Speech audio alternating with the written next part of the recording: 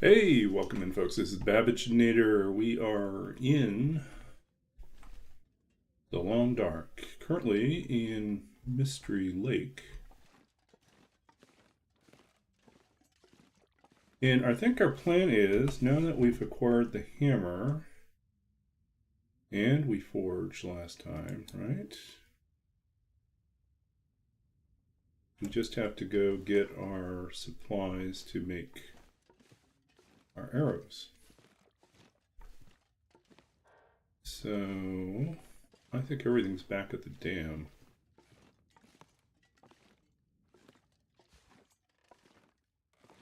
Do a quick check here to see if we missed anything. Yep. Okay, so we're gonna go to the dam. What are we doing for cloth? Take some extra cloth. Okay.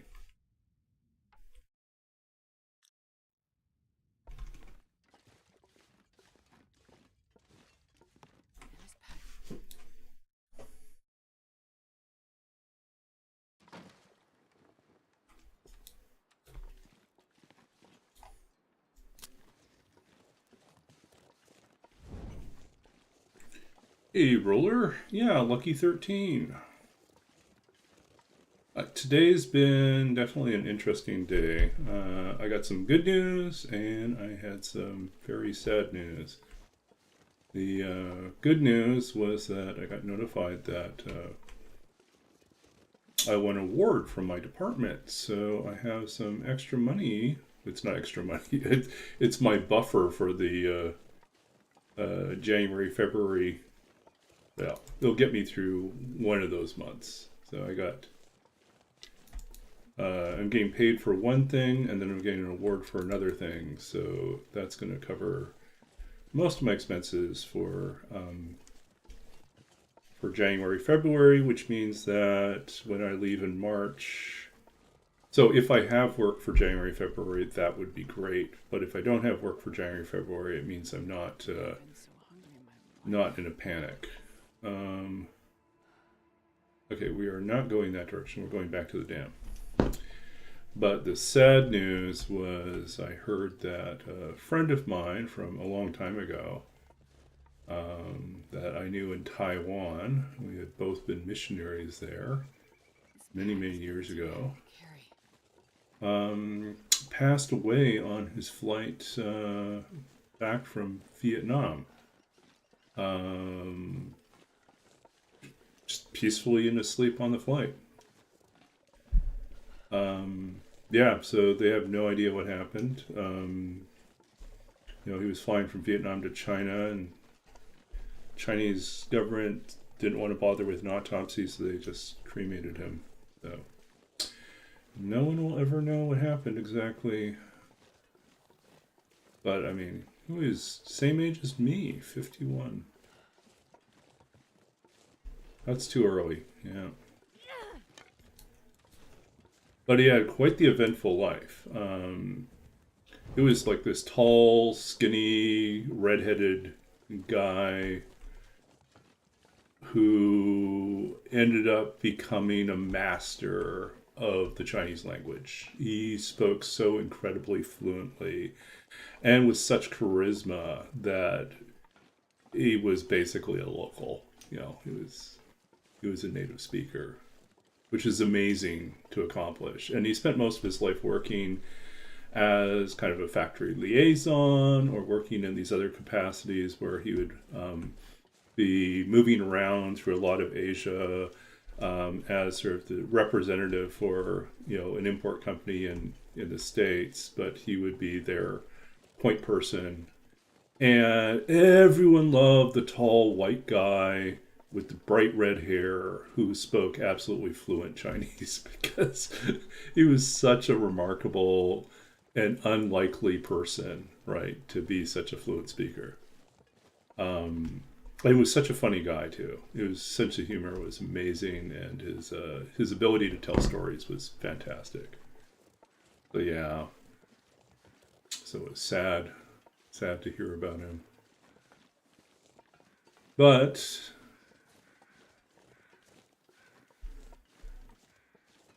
he did a lot. He did a lot in his 51 years.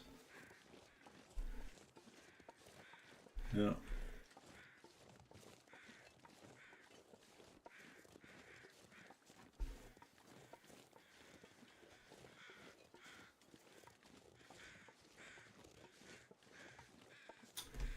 So here we are, working our way back to the dam in high hopes that we can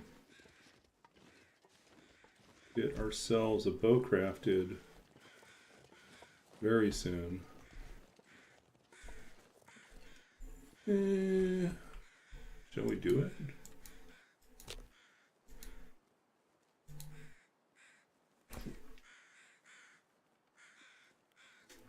Should cook up a deer.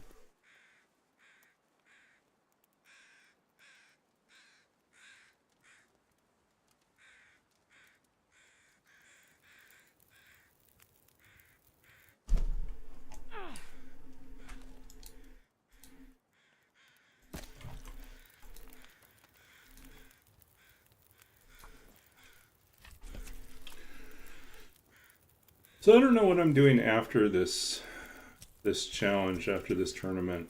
I am really tempted, or thinking about going back and doing another round of Roll With It, just because everyone loves Roll With It, and kind of a flightless rain. Welcome in, folks. Let's go ahead and give you a shout out.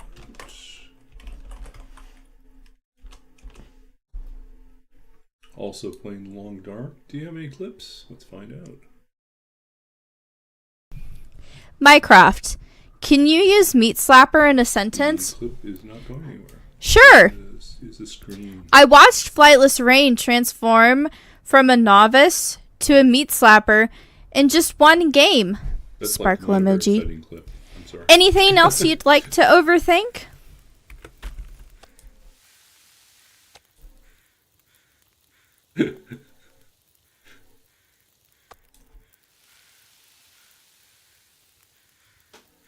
At least in terms of, for some reason, the audio from the clips doesn't always play on my headset, so I can't always hear what's happening in terms of the conversation. But so I probably missed whatever was funny back there. For those of you who are just joining us, I am Babbage Neater, but pretty much everyone calls me Baba. I'm a longtime TLD streamer, well, player, not necessarily streamer. Been streaming now for, I guess, over 3 years. Oh no. So yeah, I've been streaming for about 3 years now, I guess, maybe a little bit longer. To use, okay.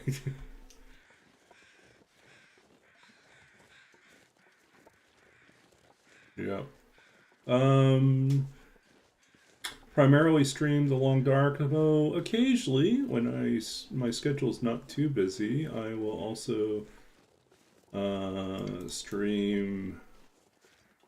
What else do I stream? Oh, dev content. Like I'm working on an interactive fiction game.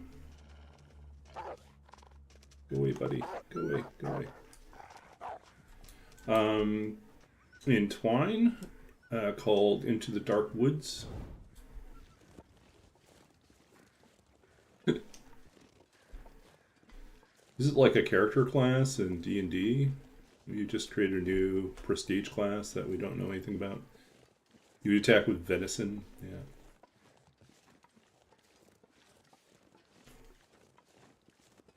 I just hear you too, actually, whenever I hear that.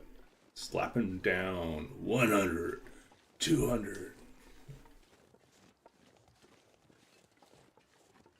Yeah.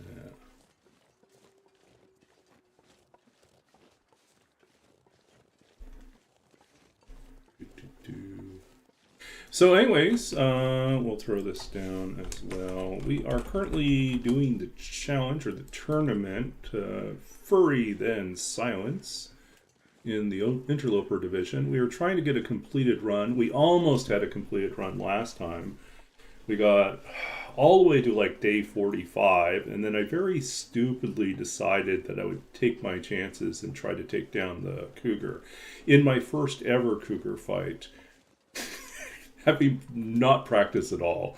And that turned out to be a terrible idea because I didn't realize how dangerous the serious it says it right in the name, but the serious lacerations were indeed very serious, and I ended up dying overnight because I did not get lucky when I tried to sleep for 4 hours instead of 3 hours at one point, and I just bled out.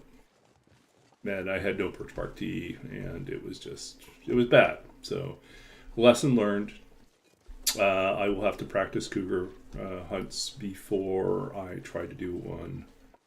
I mean, it was entertaining to watch me completely mess up that hunt. I thought I had a great location. I did not have a good location. I was supposed to be further. I was in Nash Canyon, like by the gold mine exit. I was halfway up a hill. I thought I was I thought there was no clear path to me, but of course the cougar figured out a way. Nature finds a way. Nature found a way. Nature shredded everything I owned and left me almost dead. And then I crawled back to Angler's Den and then died overnight.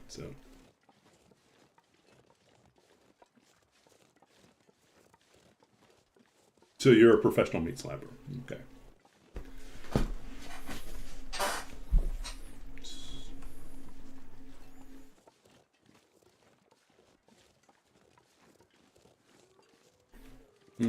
Does it make you tender-fisted if you are a meat slapper? Do you punch things until they're tenderized? I'm gonna need to eat soon.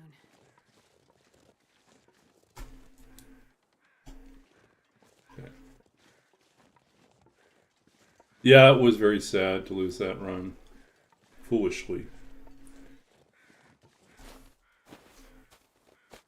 But, you know, that's what we get, right, in the long dark, is many lessons in humility.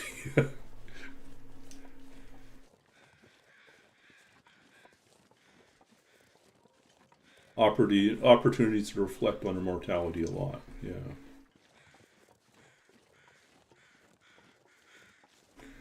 So yeah, is the cougar worth 250 points if you've never hunted the cougar before? No. The short answer is no, it is not worth 250 points. If you have a perfectly good run and you're almost done, don't blow it on a cougar hunt. Do your cougar hunt near the beginning when you still have time to spare. Come on, little fire. Although if you get a really early, like, bow, then maybe you should just kill as many things as you can and not worry about the cougar. So should be double points first time ever. Yeah, if you've never done it before, yeah. So I don't know, sometime off stream I'm gonna have to figure out, or maybe maybe that'll be the new challenge where I just have to cougar hunt. Come on, little fire. If I do a cougar hunt challenge, I think I'll probably do it in Stalker and just do bow Stalker, where you know, it's Stalker, but you're not allowed to use the gun, and like I would start in Desolation Point. I think that you can still get a bow quickly in Desolation Point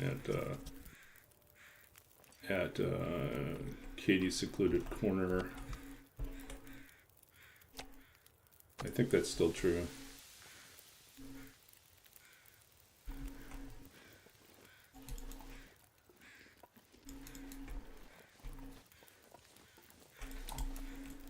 That's how we get all our extra feathers.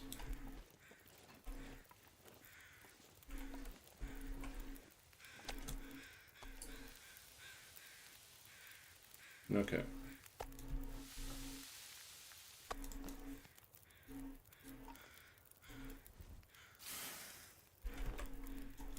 I'm not gonna be able to carry this load for much longer. Okay, we're just going to grab as many cattails as we can.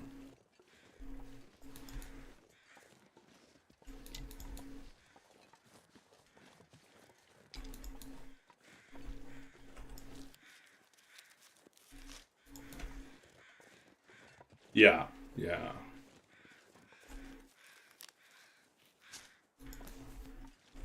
You know, I wonder if I entered the stalker division instead of interloper division and just did that. You know, grab an early bow and.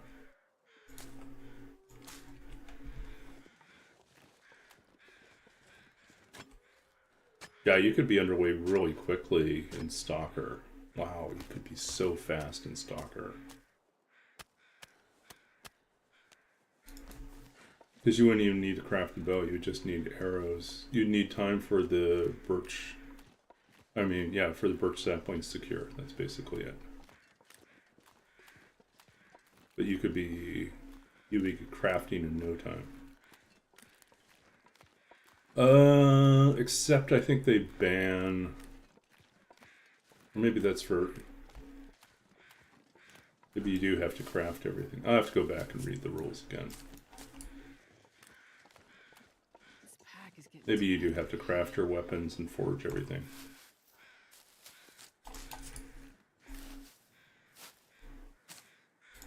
But in any case, non-challenge, non-tournament, run. I could like just do it really fast, grab a bow and stalker, get myself set up quickly, and then just practice cougar hunting.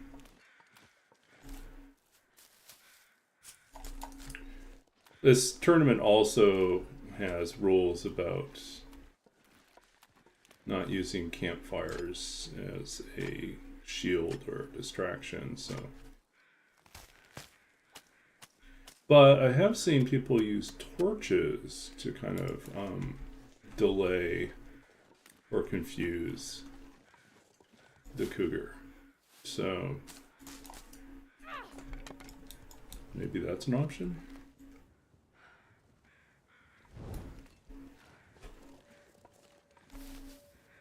Yeah.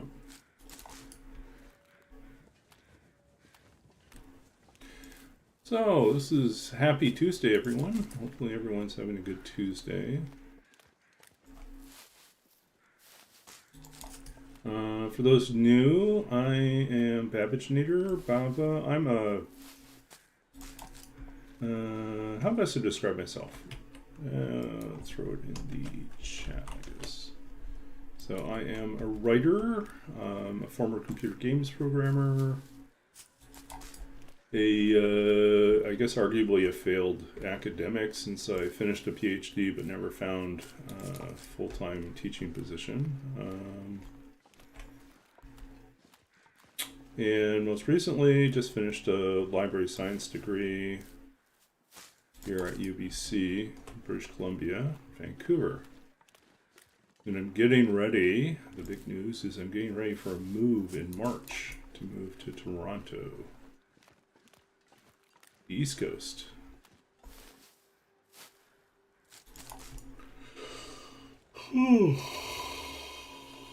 So, that will probably impact when you see me online. I have an application in for a position out there as well.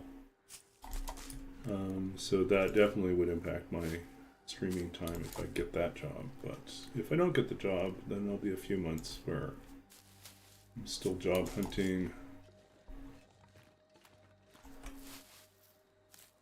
Probably have more flexible time.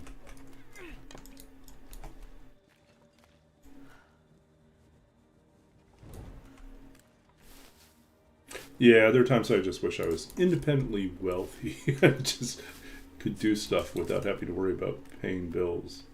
Like just focus on writing or focus on mentoring.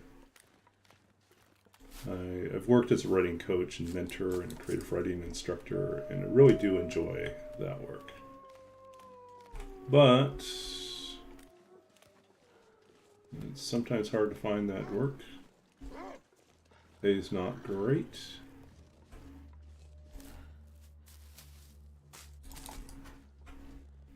Okay, Wolf and the Reeds. Go away.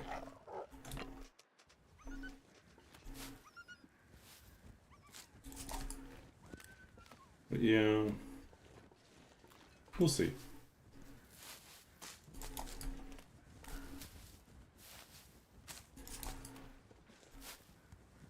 I was trying to explain that to someone the other day, that my last job that I got in a fairly traditional fashion was was working in the computer games industry as a programmer. And even that was somewhat unconventional because they didn't have a job posting. I just emailed the company and pitched myself to them, and they decided to take a chance and interview me. I said, hey, I'm a recent graduate, computer science degree, with a background in mentoring and tutoring, and I want to work in educational software. And here's the reasons why I think you should hire me. And yeah, so that worked. And apparently that never works, so.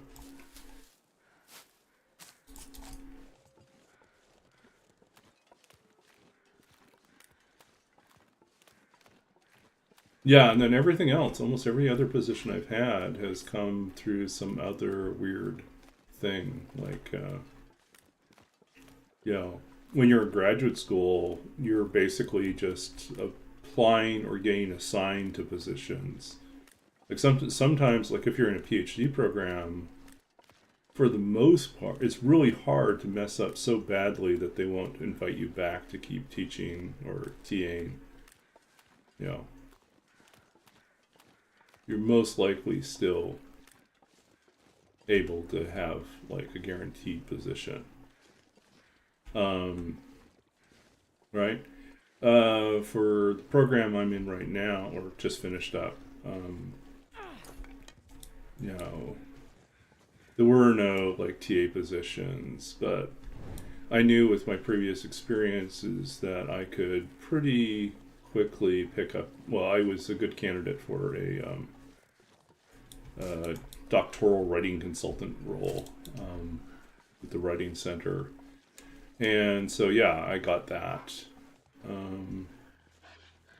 So I did have to apply for that, but that was basically a closed market, as like it's just other graduate students, and there's only a handful of people that already have PhDs that could serve in a role where you're coaching people working on PhDs. So,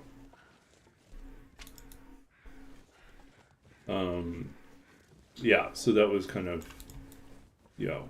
I had very little competition for those type of roles, and it was a good fit. But now I have to deal with like the regular job market, which is saturated. Just too many people competing.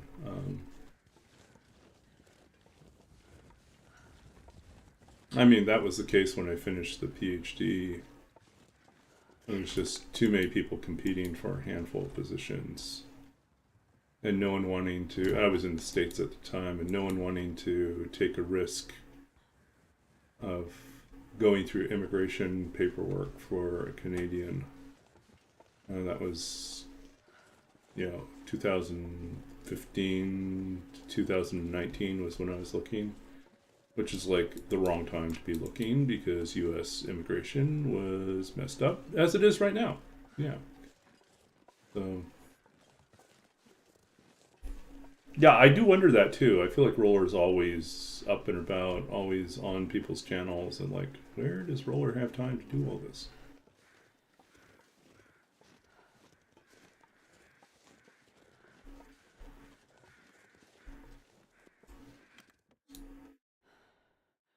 I can barely walk with this much gear.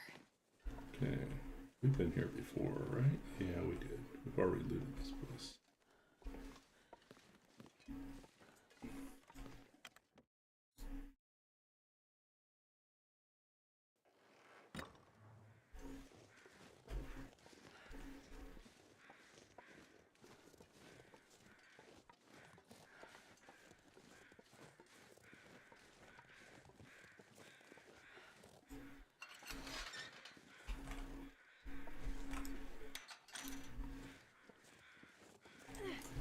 Yeah, I mean, what if Roller turns out to be a vampire, and just never sleeps?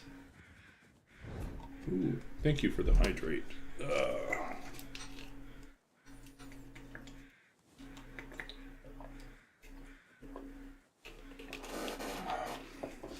Ugh.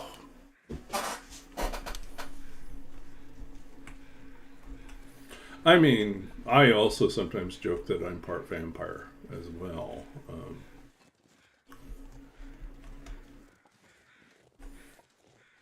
Because no one guesses how old I really am, right? Like they meet me and then they can't figure out how old I am.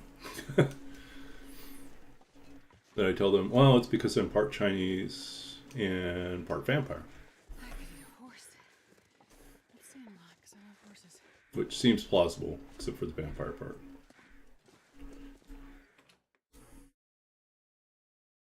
I'm not going to be able to carry this load for much longer. Okay. Where did we leave our saplings? I thought we left them here. Did our saplings go away?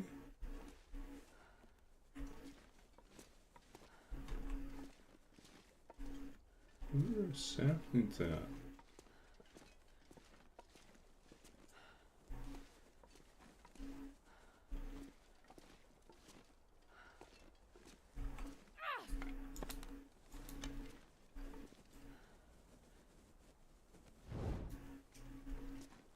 You want my career life?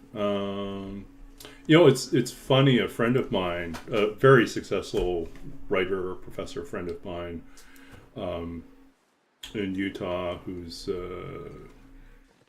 over. Anyway, she teaches creative writing. I think she's the director of the program for creative writing at University of Utah, I think, and. She was posting a couple days ago. She had mentioned that.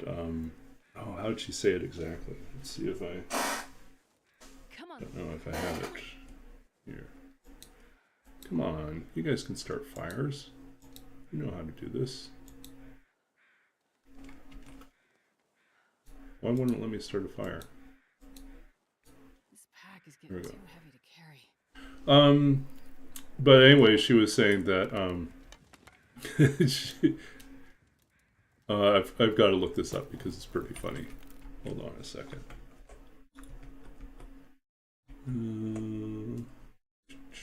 We'll pull this up for a second and then. Because it was really funny what she had to say, but was also very, very true.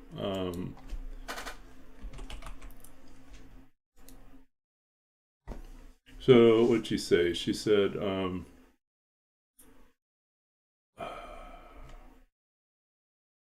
just musing this morning on the fact that almost every plan I made for my life was not, in its most literal sense, even remotely achieved, with much happier results.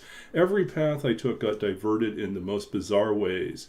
How this is probably true for most of us, and yet we continue to tell students that they should get it together and make a plan and enroll in a major that will absolutely, totally, and without fail lead straight to a job. They'll hopefully, maybe, fingers crossed, be meaningful for the rest of their life. I was like, oh. And I said, my life has definitely not followed any path I imagined for myself. I've been a painter, a computer programmer, a writer, a web designer, a literary journal editor, a creative writing coach, a PhD graduate who never found a teaching position, an opera librettist, and most recently an aspiring data librarian. I was like, and yeah, I was like, none of that was, can you believe that? There was a period of time where I thought I would be a professional artist. I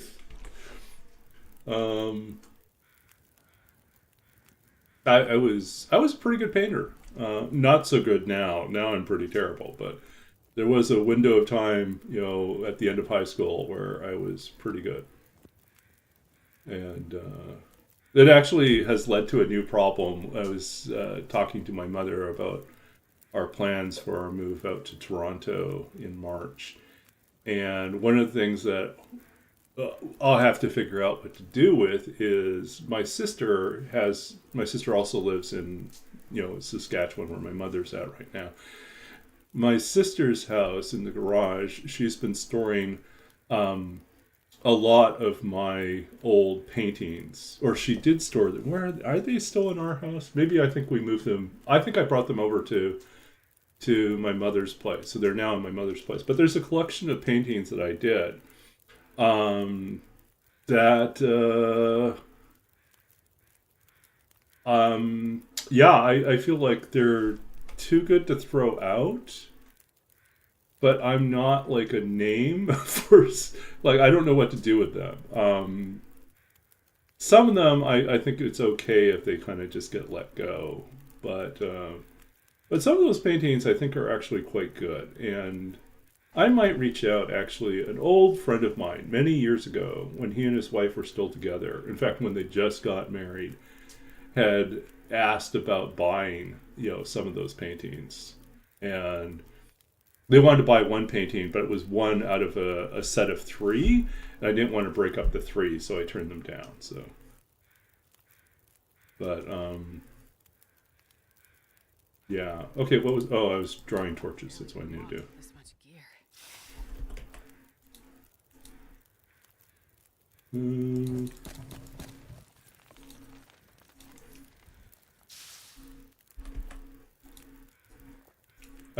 I think I have set up somewhere where I can show you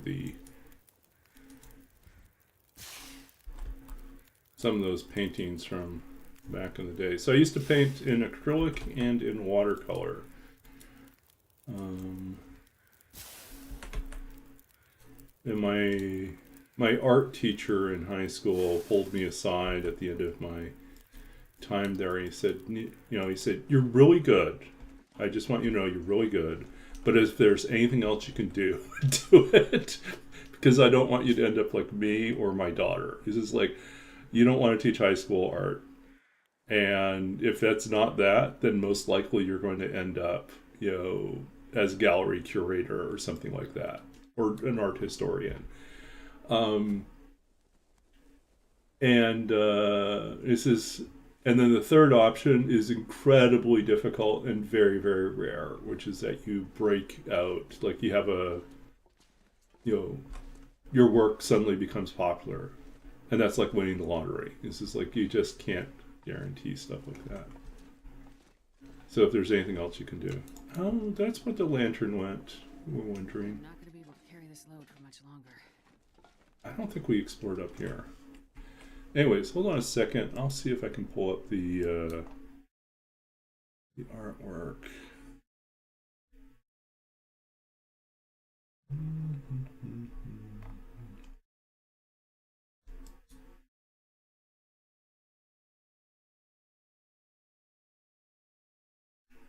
Yeah, I mean, I think it's funny that I ended up in library science because that was my dad's career. And my dad went through a few different careers too. So, he told me that not to be surprised if I end up changing careers multiple times and then eventually wind up doing something, wind up in a position or a profession that doesn't exist, that didn't exist when I started. So let's see here. I think this should work here. Let's see.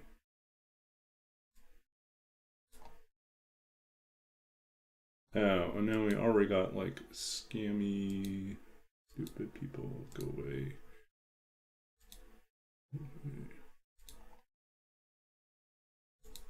Okay, so I was going to show you here quickly.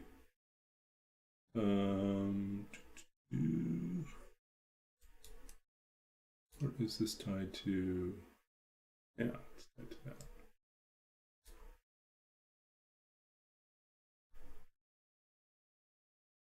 Okay, so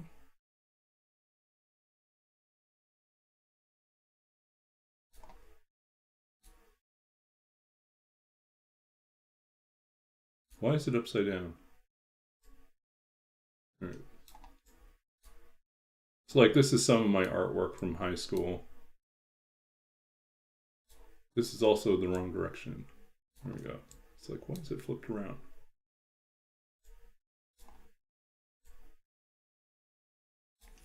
So like that.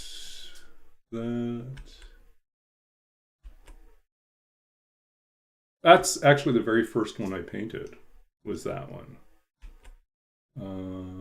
That some of these you can see they got water damaged, and so yeah. This was kind of, I don't think, I think this was the start of something I never finished. This one was based on a National Geographic article about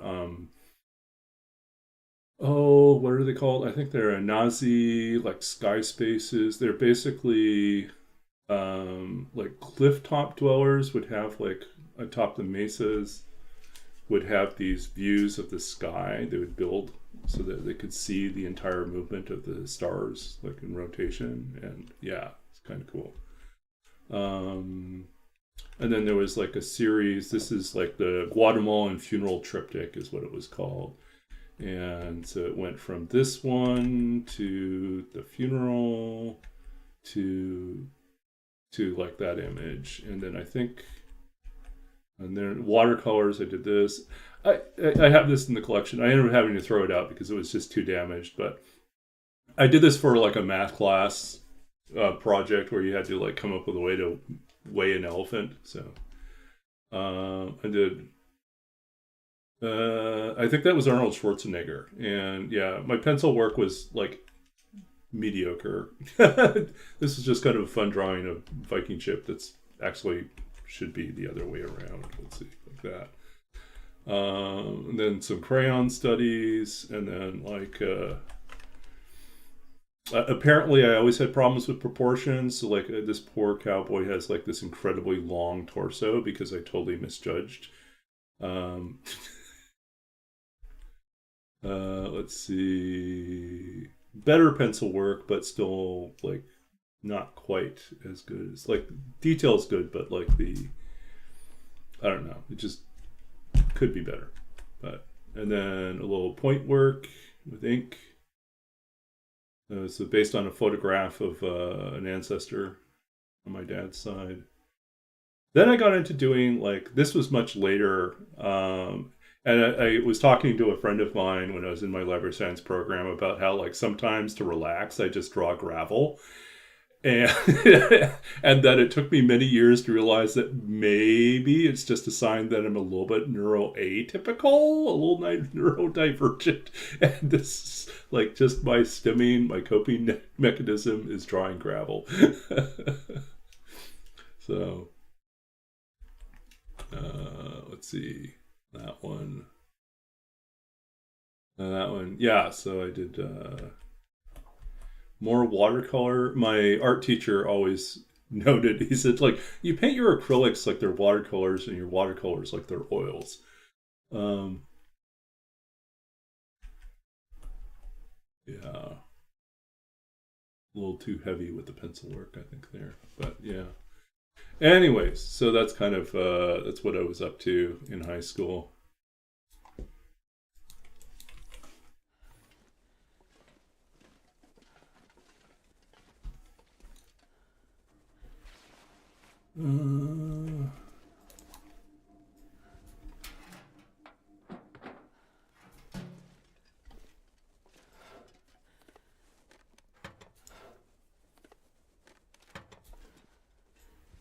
Oops.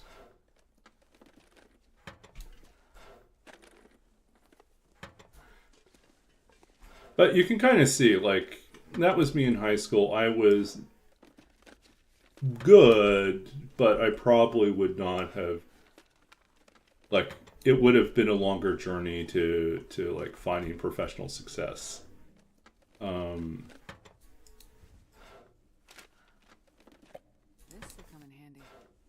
And I don't think it would translate into me, like, making a big name for myself, you know. I was already writing and very comfortable as a writer, and I'm glad that I stayed with writing. In fact, when I went away to my undergraduate, you know, I looked at the fact that I was going to be leaving the country and traveling a long distance, and was thinking, what could I pack with me? Something that I could continue to do in terms of art, like art And I was like, I think it's going to have to be writing because I don't want to pack an easel. I don't want to pack all these art supplies. You know, it's hard to guarantee time to do all those things. So I think I'll just continue with my writing and I'll set aside my painting for a while.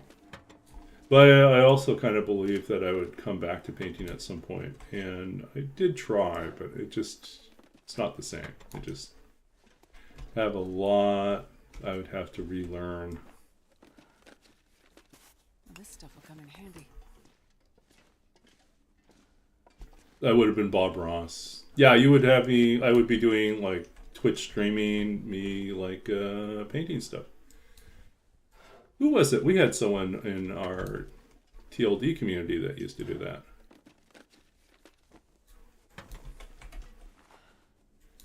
All this time, and we finally have mittens, which we'll have to repair. But it was Melky. Yeah, it was Melky. Yep.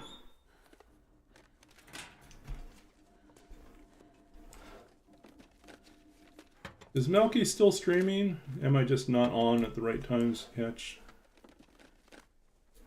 Melky?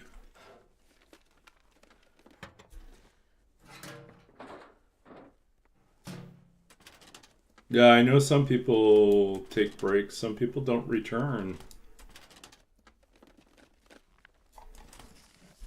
Some people were a lot of fun to have online, but real life takes precedence, so...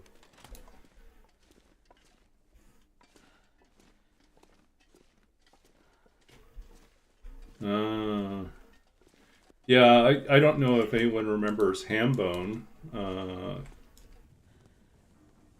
Hambone was a lot of fun. And he was based in Saskatchewan, in Regina, actually. And so when there was a period of time when I moved back to Regina and you know, after moving back there, I discovered there was another TLD streamer in my city. It's like, how does that happen? This is Saskatchewan. It's like, it's not like we're in Los Angeles or something. Like, how do we have? It was pretty funny. So we met up a couple times and hung out for a little bit. It was fun. It was fun. But yeah, he got busy. I think he worked in government, so I think he just got busy with work.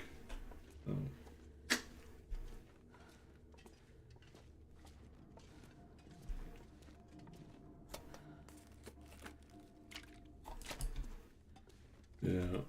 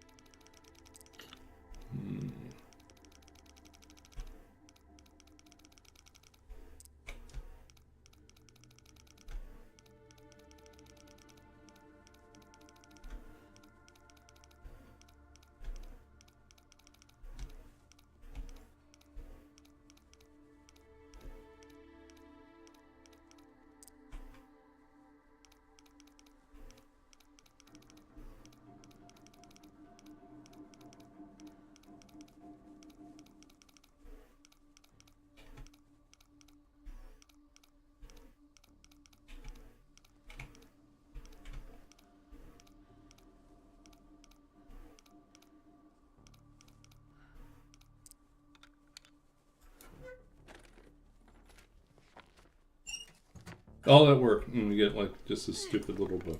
Oh well. Yeah.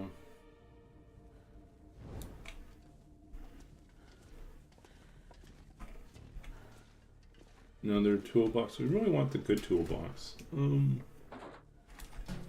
Yeah.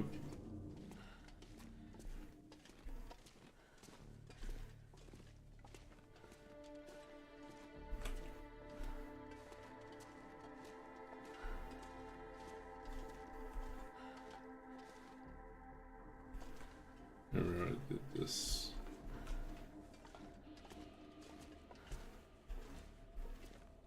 Okay.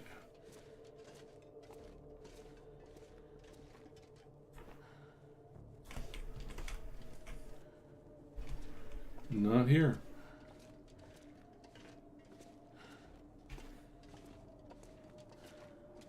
I had really thought we left the saplings here, but I guess not. We have to eat. We have cattails to eat.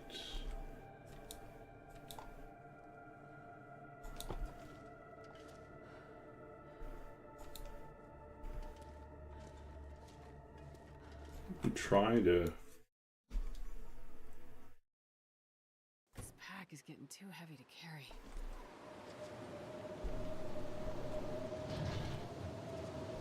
We build a fire here.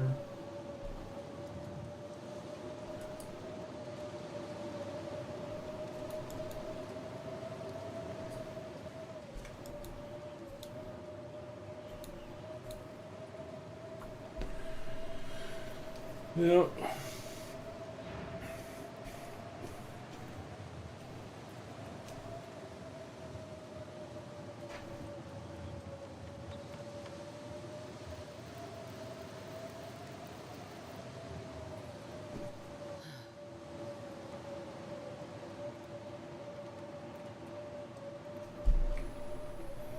Okay.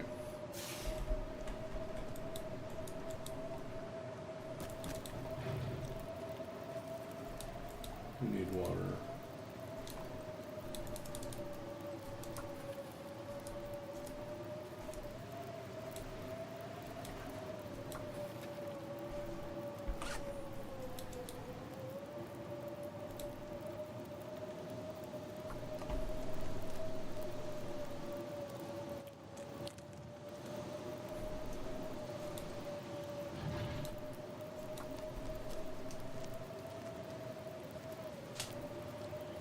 Yeah. So I was telling Roller earlier that I got a bit of good news earlier today that my department decided to award me a prize. So they give out these awards for after graduation, post-graduation awards. And so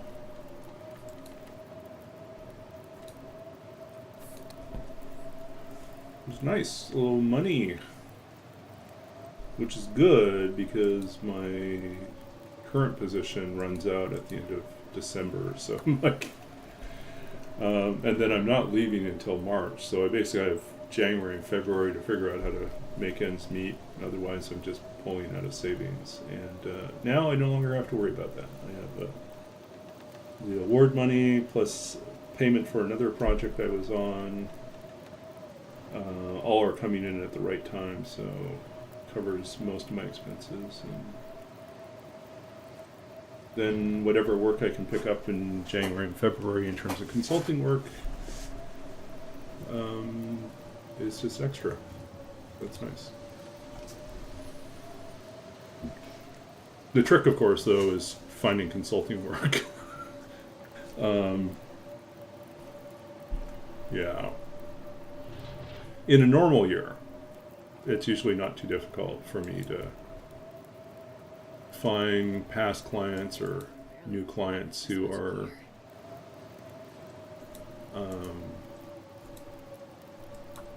interested in having me work with them as a writing coach. But as you can probably guess, it's a pretty crazy time for a lot of people's finances, and so basically translating to a lot of people setting aside working with their writing coach until things are more stable.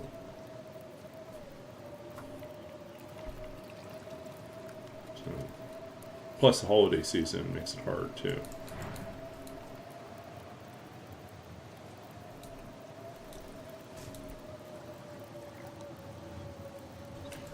Oh, I remember the other thing I was going to mention. I started playing a new game.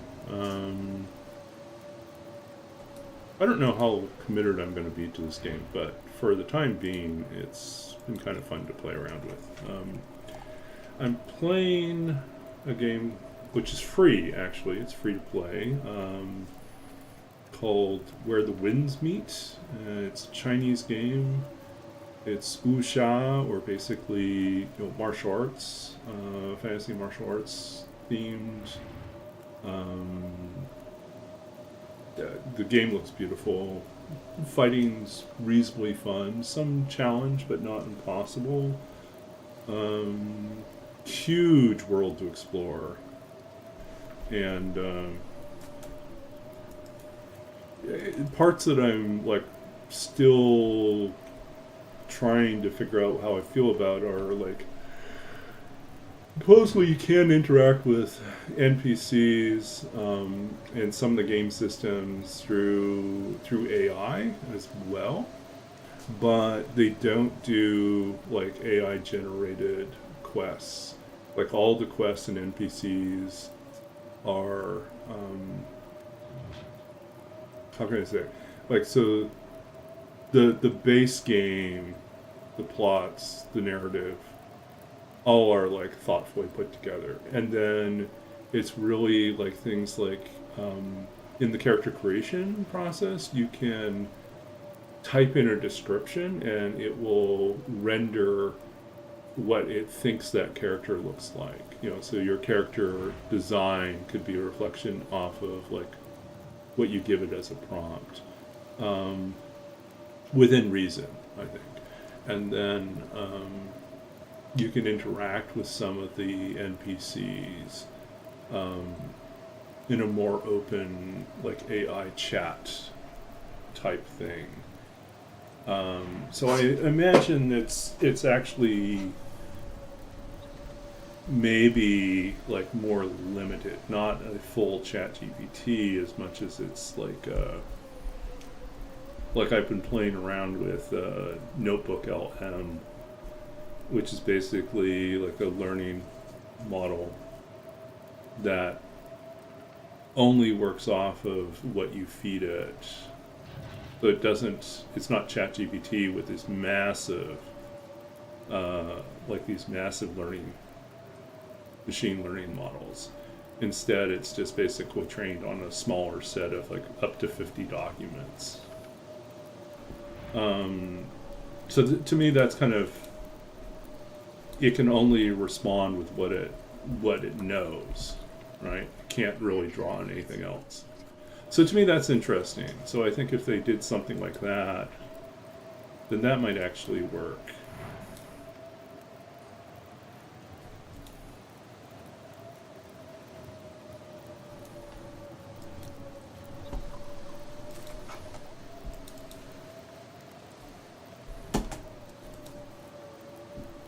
All right, cooking 3, folks. Cooking 3.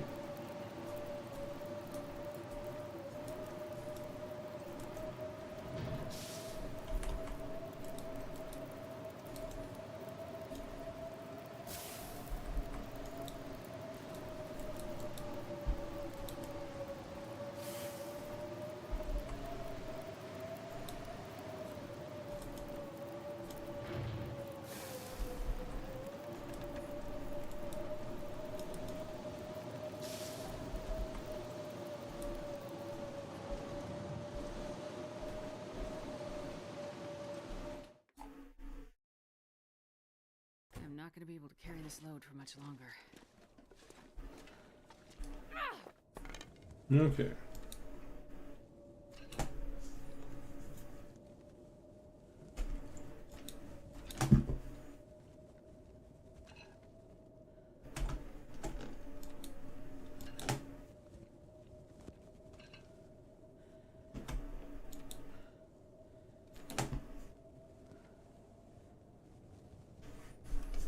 Okay, there we go.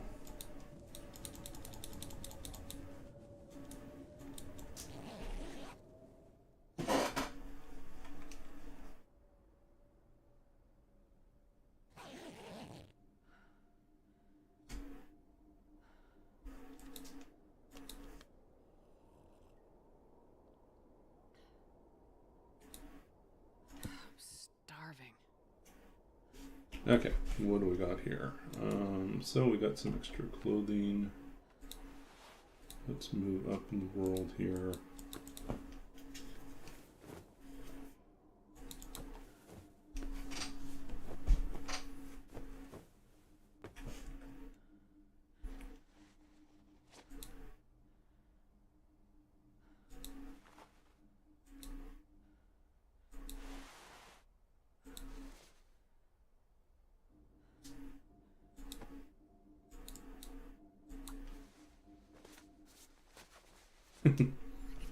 Happy little mistakes. As long as they don't involve cougars. We don't really want to deal with more cougars.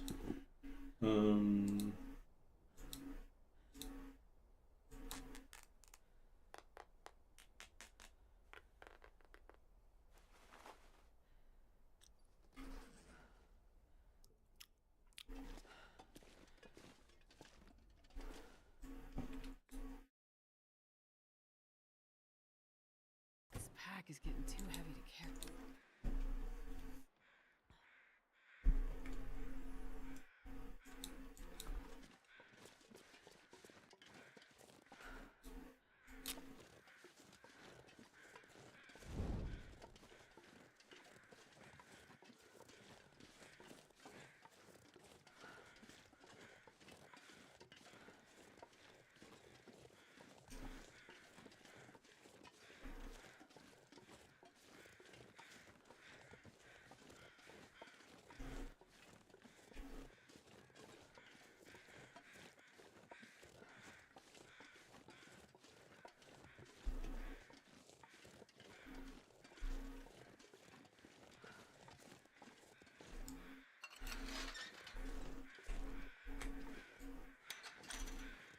Okay. So we're going to go back.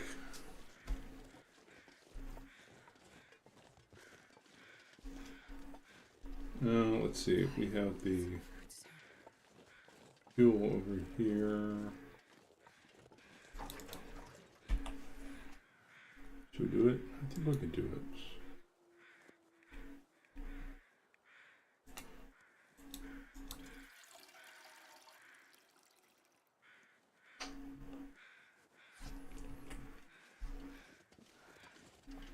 Look, stuff you attempted to craft ended up similar to hammock. Like it looked like a hammock or it looked like...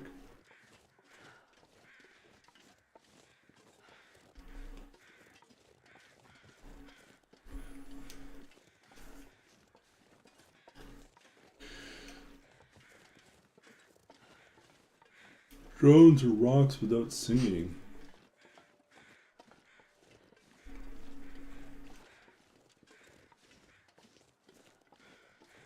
Or rock as in rock music without singing.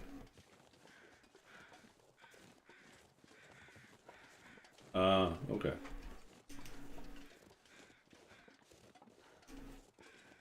It's like rocks without singing. Most of the rocks I know don't sing, so just saying.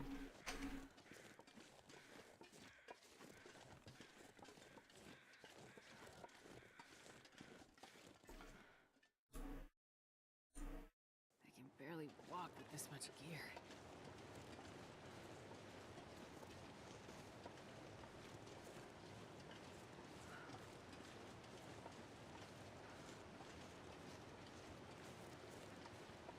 Nowhere as awesome as Rush. Yeah, Rush is a pretty hard bar. Yeah.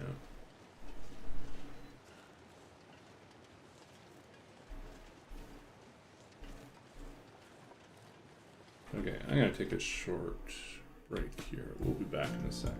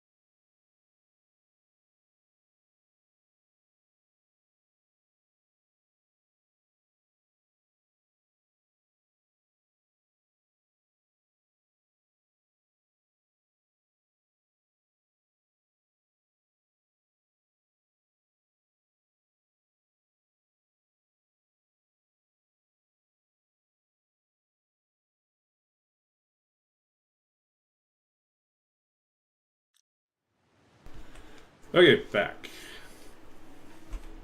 Yeah, my roommate just got back, so I was checking in with them.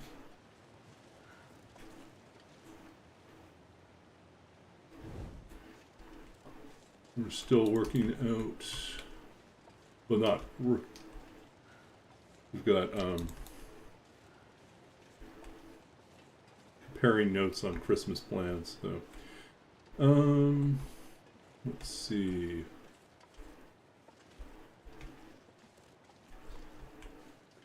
We want to go this. No, that's where we came in. We want to go around the corner here.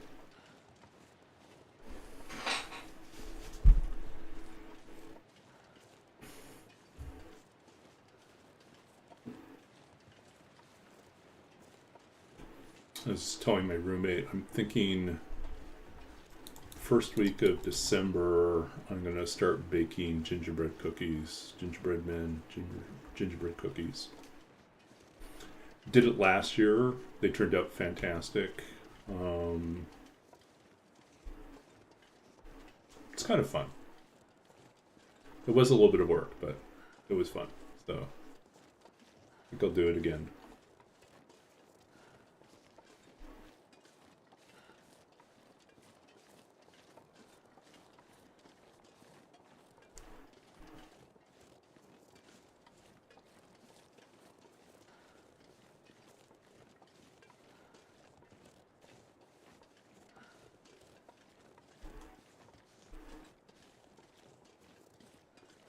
Oh, I think, did we leave something in this cave? I can't remember if we left anything in this cave. We'll double check this cave. Getting our steps in. Astrid's getting her steps in.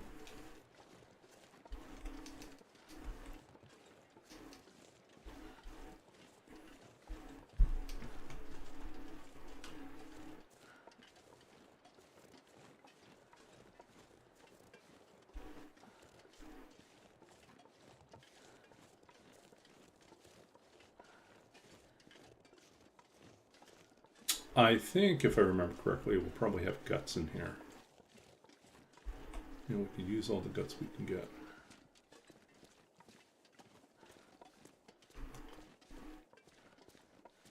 Can we leave the guts here? We didn't leave guts here. Maybe we left them in the other cave. Disappointing. We can take this. Never going to be super heavy, but we'll set this up in case we want to go through the climb down. But I don't really know if there's anything we want down there, other than just creating a path between. Not that we ever use it, the path between Bleak and Ravine, but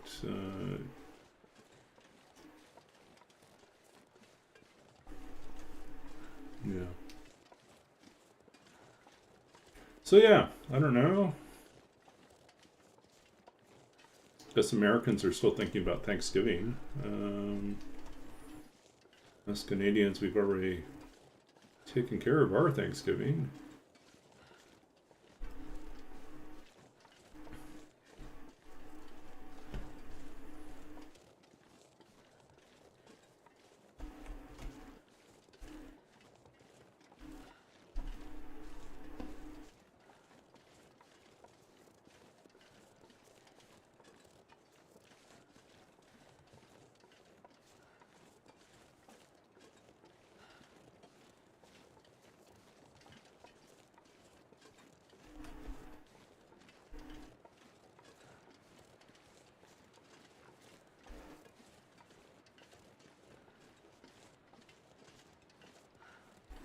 All these people we could be hunting, but we're not ready to hunt.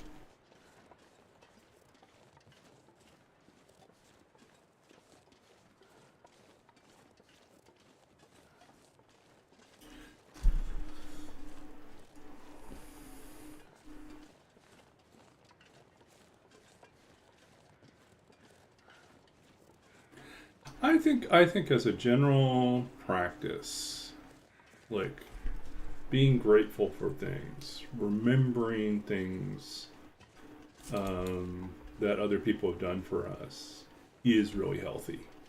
I think I think it's so easy to be focused on how things affect us. Like in terms of like, oh, it's like everything's transactional. I feel like that in certain industries, certain fields, everything can feel very transactional, and it's not healthy. It's not healthy. I think when you start focusing outward on other people, then you find that your own situation is not as terrible or as, yeah, it feels like it gives you perspective. It humbles you, I think.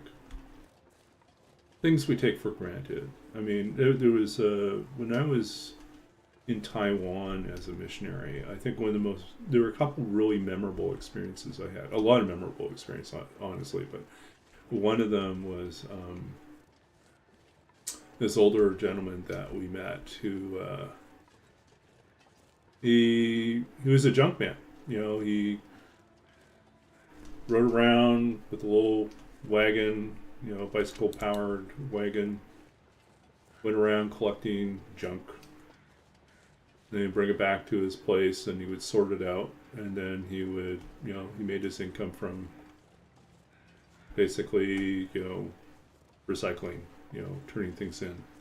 And yet he was one of the happiest people that we had met. Like, I remember like this conversation we had with him.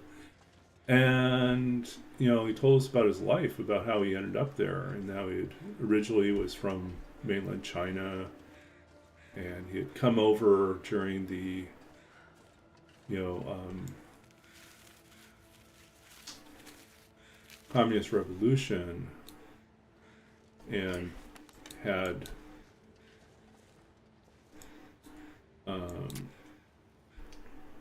ended up, he had a family back in mainland China, and because of the war and how things played out, he ended up separated for the rest of his life from his family members. And his wife later, like, later, I think, annulled the marriage or got the divorce. And so, you know, he had no one. And yet, you know, there were all these reasons why he should have been the most miserable, sad person for all the ways that life had been unfair and unjust to him. And here he was, happy, like really positive and happy, because of, like, he just saw the world differently. You know, he had made peace with all these different things that had caused him hurt and sorrow in the past. You know, and partly it was religion, but partly it was just he had found peace with all these difficult things. And he had focused outward on helping people. And that was the thing that brought him joy, was helping people. Doing something, making a difference in some small way was more important than like all these other things. Sure, it would have been nice, but that was not the life he was dealt. So he made do with what he had, and he lived a very happy life. And I thought about, you know, another person we met was this guy who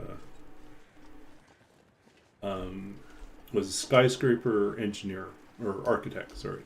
He worked on some of the tallest buildings in Asia. Now this was back, because I'm old, this was back in the 90s. So very famous skyscraper in Taipei City is Taipei 101. It's a really tall building, and it was under construction during that time, and he was one of the architects working on I think he may have been the lead architect on that. And he Yeah, he invited us up to the top floor. Like most of it was still being built, but the top floor had like a restaurant or a bar up there, and he invited us to join him up there. That evening, overlooking the city, and he wanted to tell us about like his life. Like he wanted to pass on wisdom, and basically what he said was, "I have spent most of my life obsessed with work." Working ridiculous hours, working 20, 22, 23 hours a day sometimes. This is like while married, which of course did not last. His wife was not happy with that arrangement, but absolutely obsessed with work. And he said, like, I did this up until I was 30, then I retired, and I moved to Florida because I thought that's where you went and retired. And he said I spent about a year there, and I was absolutely bored. I was like, there's got to be something else. Like, I have everything that I could possibly want, and yet I'm not happy. And so a few years later, he went back to work. And he went back to work because he said they had raised the upper limit for how tall buildings could be. And so that was one thing that was like, well, it'll give me a chance to do some more work again. But I feel like everything disappeared on us. Where are all our things? But the other thing he said was this time he wanted to go back to work. He said it wasn't important to him to take every single job possible. It wasn't important to him to maximize like his income on everything. He says, like, I learned an important lesson. I learned that I wanted to work on things that were beautiful, and I didn't have to work on everything, and I didn't have to do everything. I could let other people take on jobs I wasn't interested in. I could do, I could choose fewer things and be happier. And that's what he did. He says, like, don't be so obsessed with working all the time that you don't leave room for yourself to enjoy what's beautiful and what's important. So he saw like these two 19-year-olds, and I guess I was 20 at the time, and wanted to pass on that wisdom to us. And I think it's a valuable lesson. I mean, of course, it comes from the vantage point of someone who was very, very successful and financially well off, and all these other things. But I mean, it was an important lesson that I think some people don't really get. They chasing after the trappings of success. He said, like, all this material stuff. So at the end of the day, none of it made me really happy. It was just a simple. You remember, like, the simple joy of just building something beautiful. That was important. That was the thing that he felt was the most important thing. Yeah, and then spending time with people, right?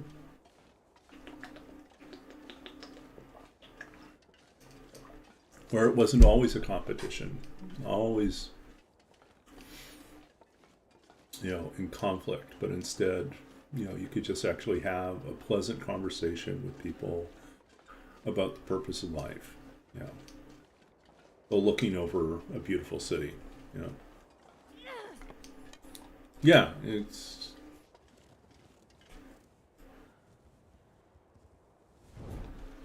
Yeah, I mean, it's the whole point. Like, you can acquire all this in this world, and then what? Can't take it with you. It's like it's not going with you. So what? What's the point? You know what we take with us? If you believe in an afterlife or next life or next incarnation, what do we take with us? Knowledge, experience. That's what we take with us. And hopefully a desire to do better, If you're Buddhist, that's what you want. You want an opportunity to do better. because she probably didn't get it right this time either. So you're still in the middle of all this transformation movement. Rebirth, retry.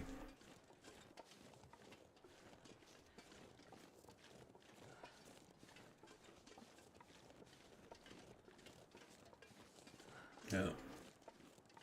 Am I railroading the story? Perhaps.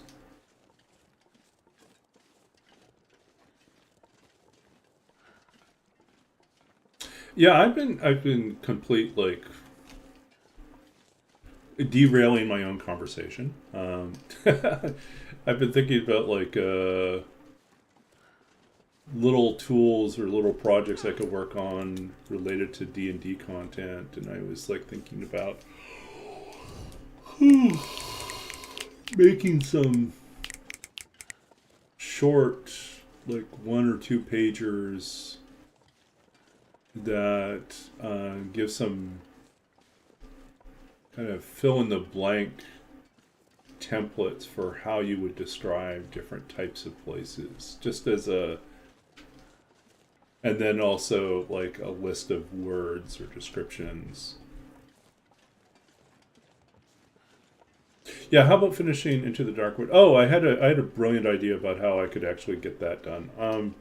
Because one of my biggest problems with that is I feel like the interface for working in Twine is super overwhelming when I have as many like entries, as many passages to edit, that I easily lose track of which ones I haven't done, or I have a hard time finding them.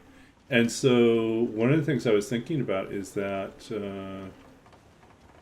what I probably should do is I should bring my task list, build it in something like Asana, which is a project management software package.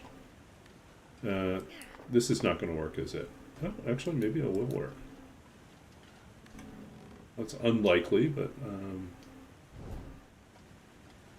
a project management software thing, and then I can record which passages I need to work on still. And then I can check them off as I get them done, because just looking at the normal interface for Twine leaves me completely confused as to what I haven't done yet. And so I think that's that might be a good solution.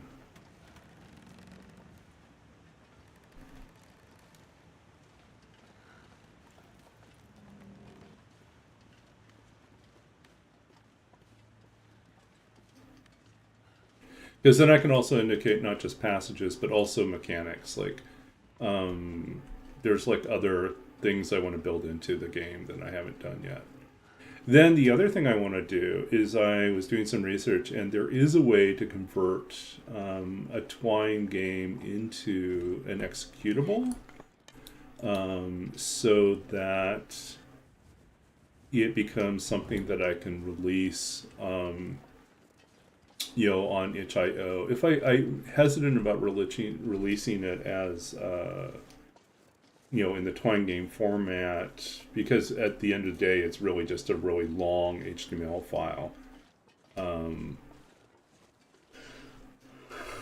Which is not very secure, right? Like, people can modify it and change it or copy it, and I'd rather have a little bit more security than that. I'm not going to be able to carry this load for much longer. So I haven't tested it. I think like a basic Twine game works fine. I'm just curious how I'll handle like my more bizarre, weirdly structured, convolutedly coded,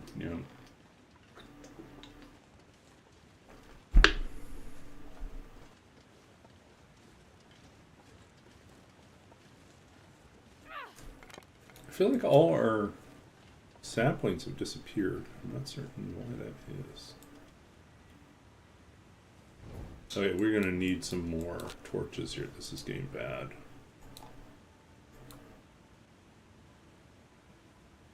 But in any case, yeah, so I think recently, between the award I just got from my department, some other money coming in at the end of this year, it kind of puts me in a position where I will be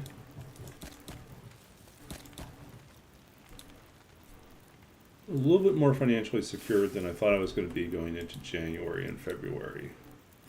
I thought I might have to draw on savings. It looks like I might be fine. I'll probably be fine with what I have. And then if I pick up any consulting work at all, then I'll definitely be okay. So that being said, I think I might end up with a fair bit of unscheduled time beginning in January.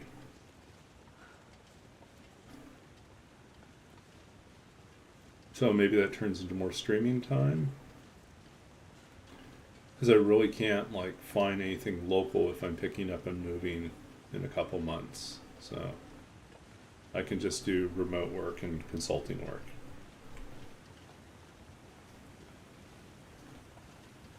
So it might be streaming.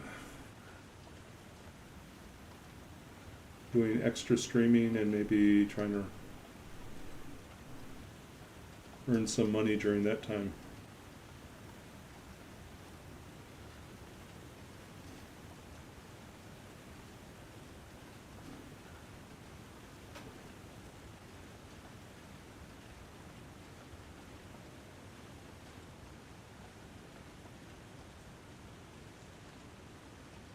Yeah, and I'm also going to have to figure out how to wrap up my D&D campaign that I've been running. But I'm going to be leaving in March. And I think it probably will be that I leave near the beginning of March. Mid-March latest. Because I will then, I'll drive first back to Saskatchewan. Then I'll help my mother finish pack up the place, and then we'll have to move out to Ontario. I looked at the map, figured out the route. It's looking like probably a 3-day journey. So it'll take me 2 days to go home to Saskatchewan, and then another 3 days. So yeah, it's going to be quite the trip. So I'm not going to do 2 days, go home, next day get in the car, drive 3 days. That's not going to happen. And then we still have to figure out the logistics of taking like the moving truck plus the vehicle. Are we going to do a trailer that can haul the vehicle? Or are we going to This pack is getting too heavy to carry. have to recruit someone else? Where are all my saplings?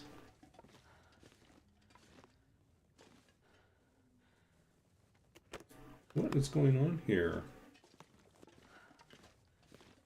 Did it clear out all my saplings? Like no guts, nothing? What's going on in here?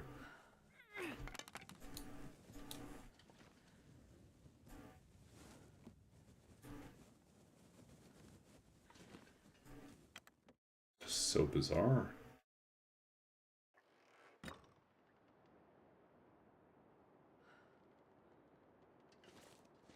Oh, did we not like this? Is it still burning out? Okay, let's try that again.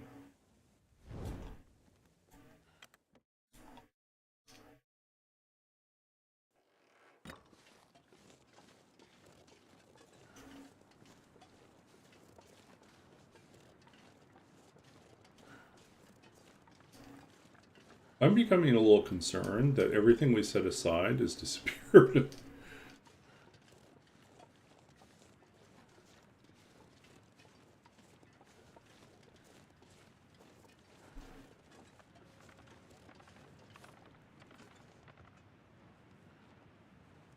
Hmm. I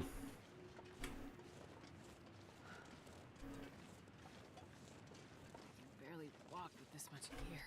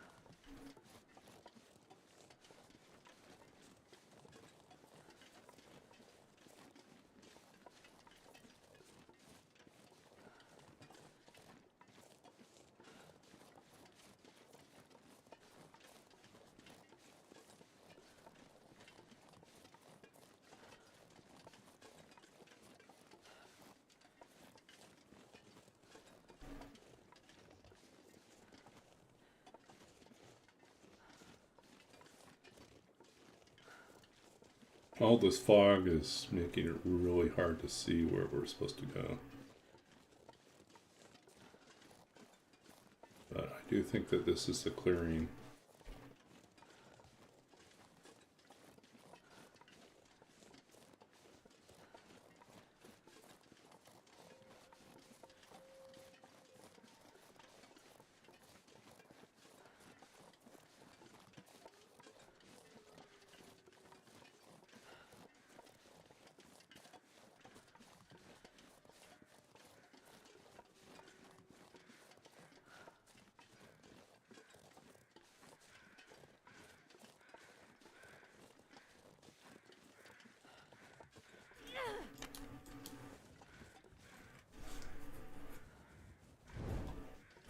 Okay.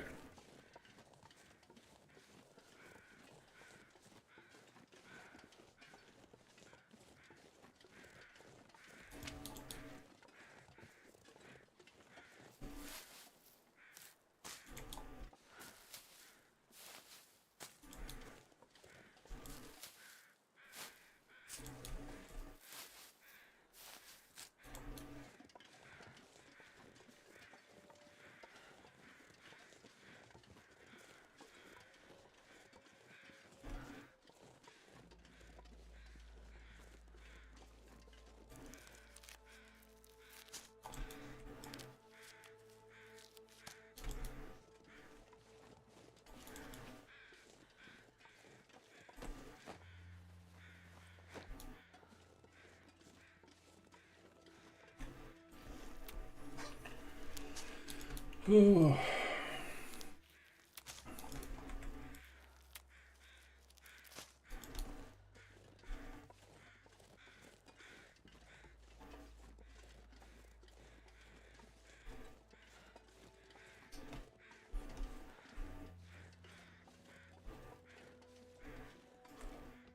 I'm not gonna be able to carry this load for much longer.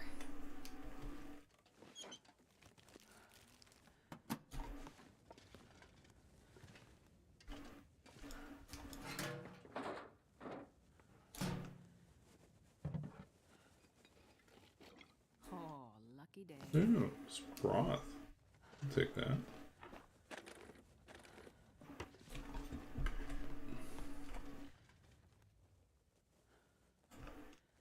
I think we'll maybe even stay here.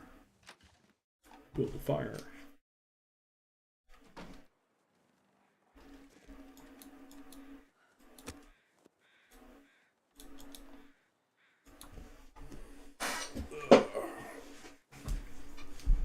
We're almost out of coal though. Come on, little fire. Come on.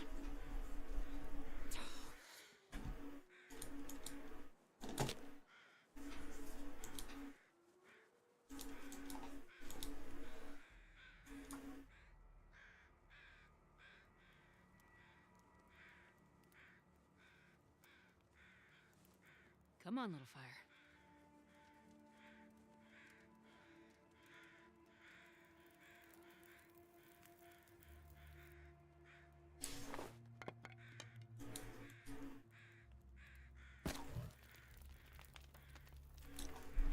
This pack is getting too heavy to carry.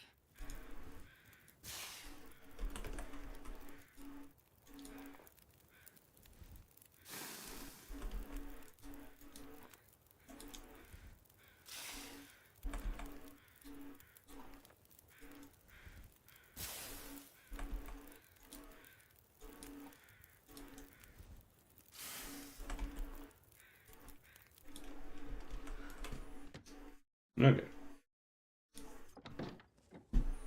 Got our torches.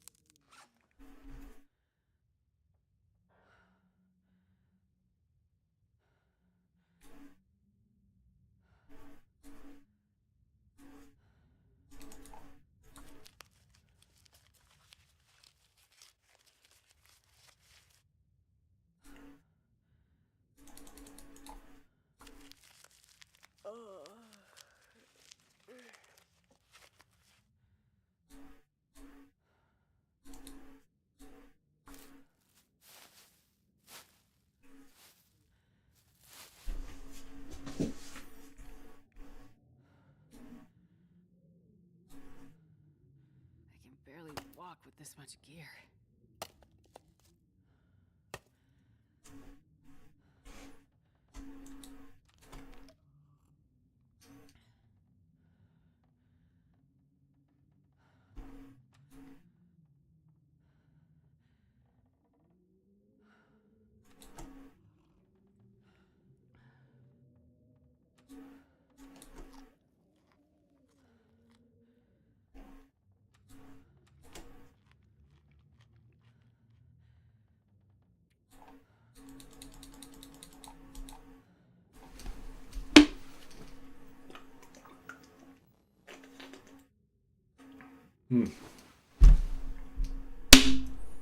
I guess other things I need to work on in the next couple weeks, especially as time opens up more and more in my schedule, is sending out poems because I'm behind on doing that again.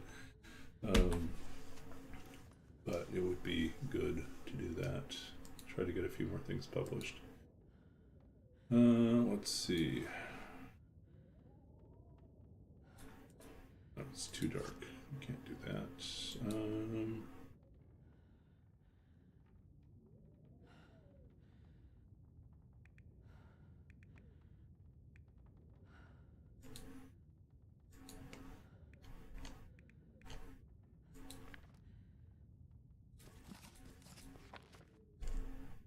Yeah, we're gonna get ready to wrap up soon.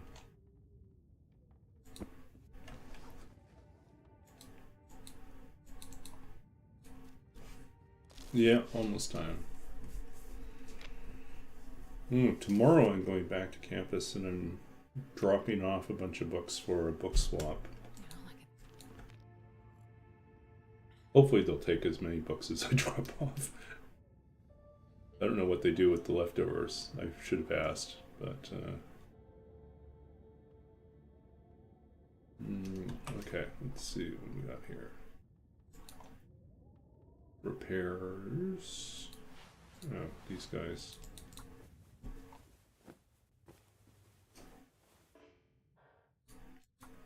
Trying not to return with more books. I'm taking, I think, around 30 books with me, something like that. Something insane, but I have like too many. I could eat a horse.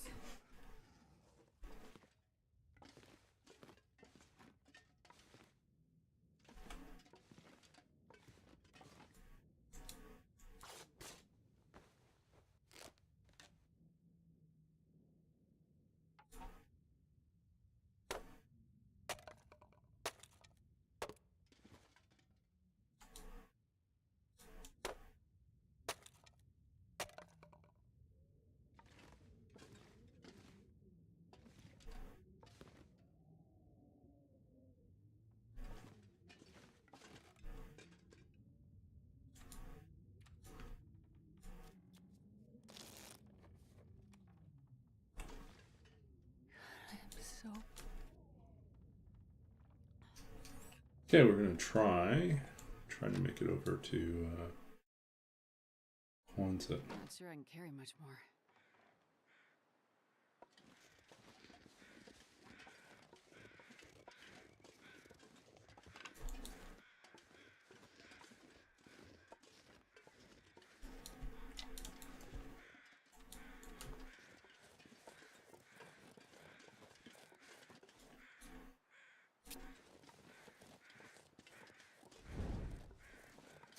Hey, Good Godfrey, or Good God Gray. Good God Gray. Welcome in. We are doing okay. We're just way behind in terms of this tournament. We're on day 15 and we still haven't crafted our bow. We have our tools. We have our hammer, hatchet, knife, and arrowheads, but we are a long ways from, well, we're working our way back to where we stashed our guts and our saplings, so it's a bit of a job here.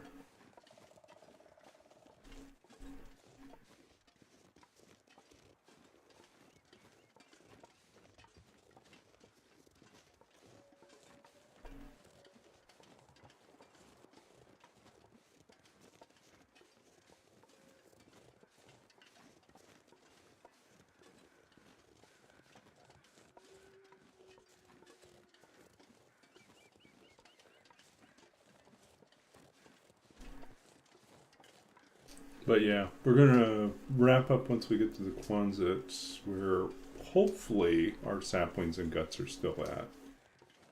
I thought I'd left more of them around, but it turns out that they're either they got stolen or disappeared, or I didn't remember where I put them.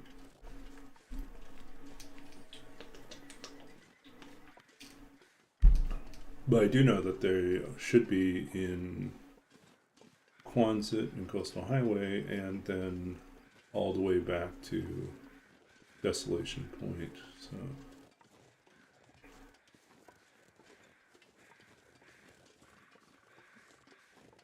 the weather's beautiful right now.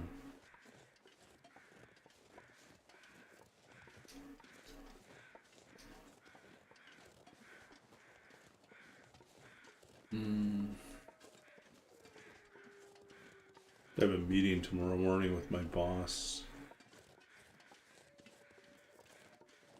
Or I think we're trying to figure out what I should be working on next.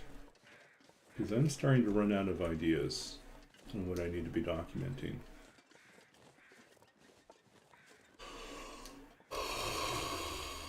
I would really love to have an actual project or to write some code.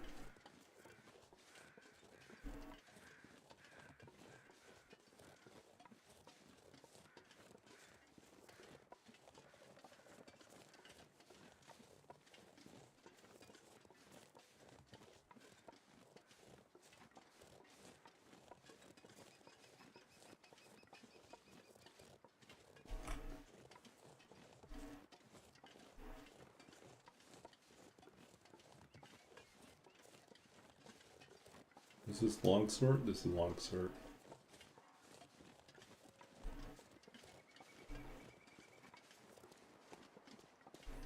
Well, let's see if we left anything in the trailer. I'm not going to be able to carry this load for much longer.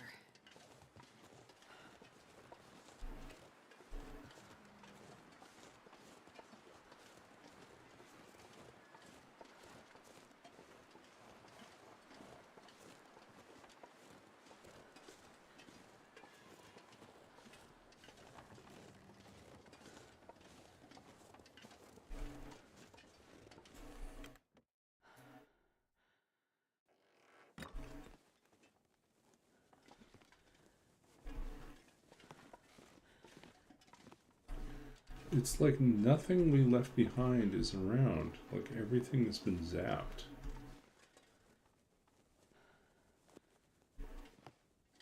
Did it all fall through the floor? What's going on here?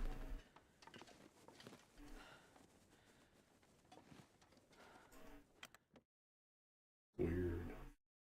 Okay.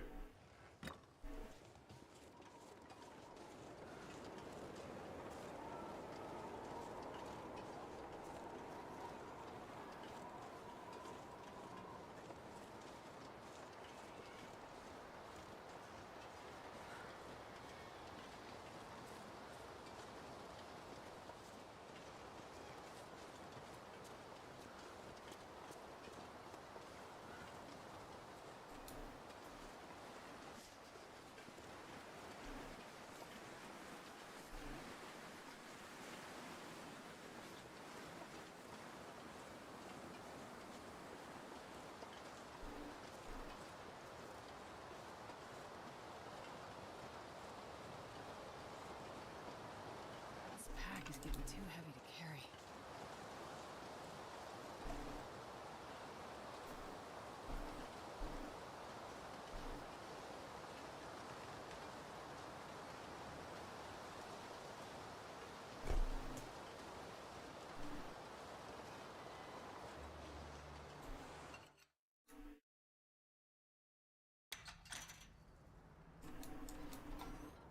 Let's see what we got here.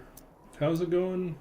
We're doing okay. We're just can't seem to find anything we left behind.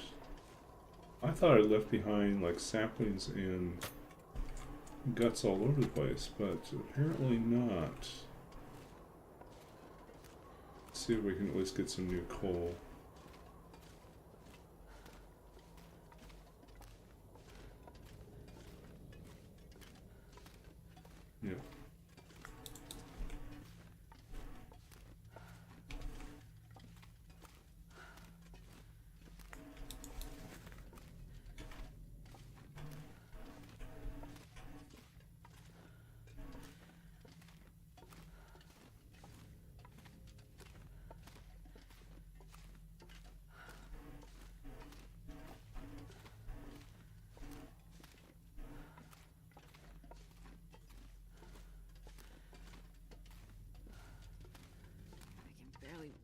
this much gear.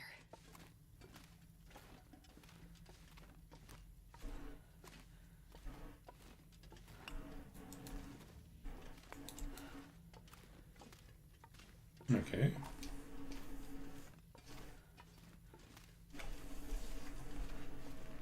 So yeah, we're day 15. We've already forged. We've already... Oh, we put down saplings and guts earlier at the very beginning of the run, but should have done a better job documenting where we left them. I know they're in Coastal Highway and Desolation Point, but I honestly thought we had more of them.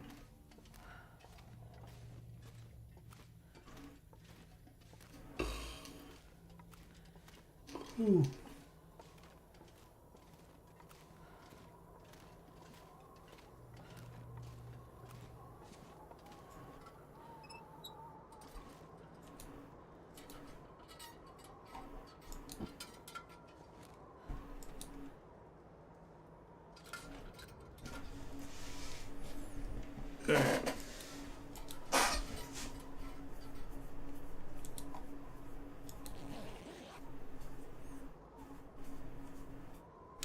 In-game notes.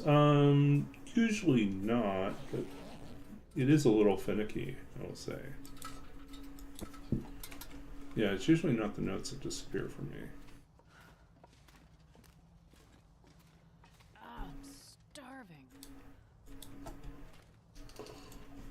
Ooh. I'm not going to be able to carry this load for much longer.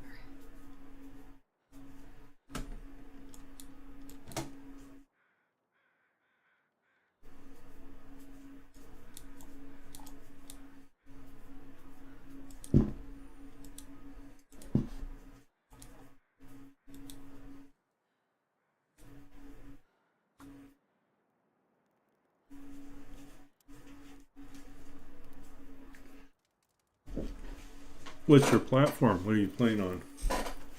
You have the Contagious out. Oh, yeah. That's a good one. Okay, off we go.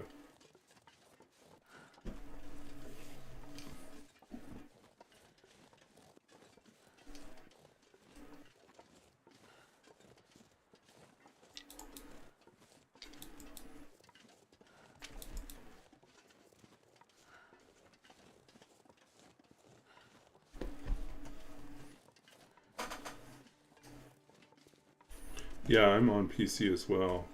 I think my notes are still working. I don't really have much on there. Yeah, this time I didn't write a lot.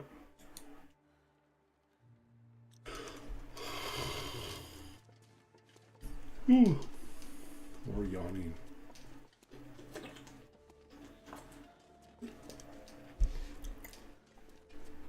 Okay. Yeah, we're gonna wrap up when we get to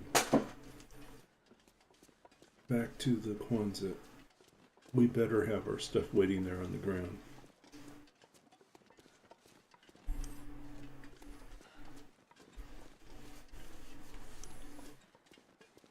Next stream, I want to be able to craft a bow and some arrows and get started.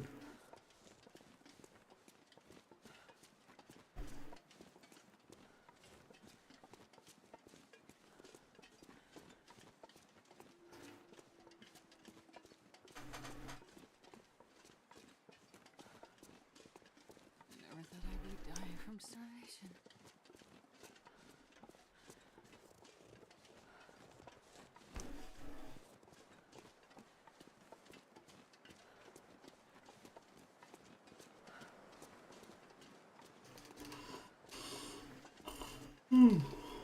More yawning.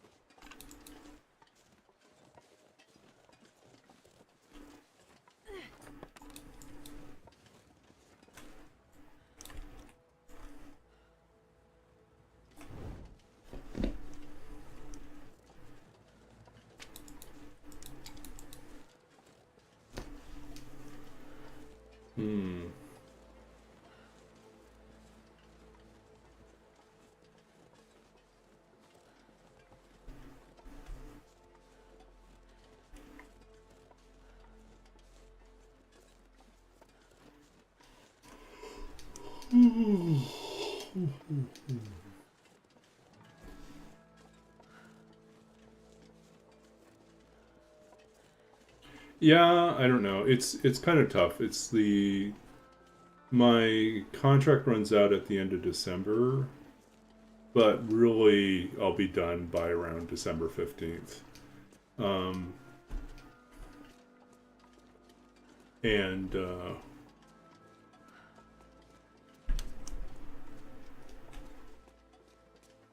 it's like there's no faculty with projects that need to be worked on during this time block. November, December is pretty busy with end of semester stuff, so yeah, been kind of dead.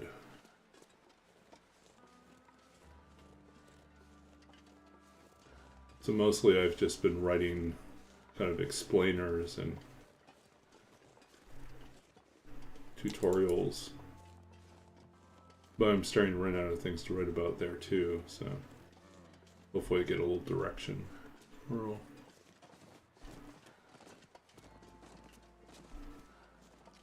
just deer and no wolves this time. Okay.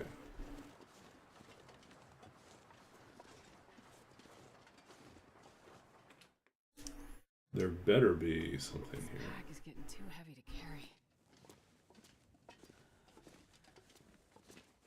Okay, good news.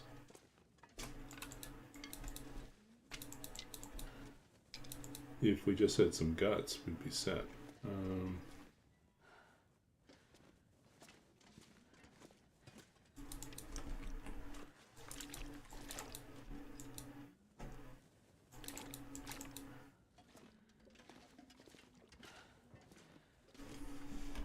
Okay, we can drop this guy.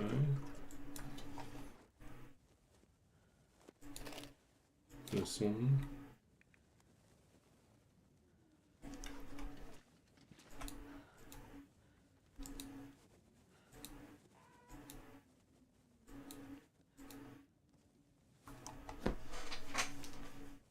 Okay, yeah, take care.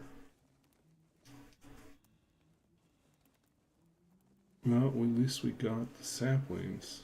I think the guts must be in Desolation Point or Crumbling Highway.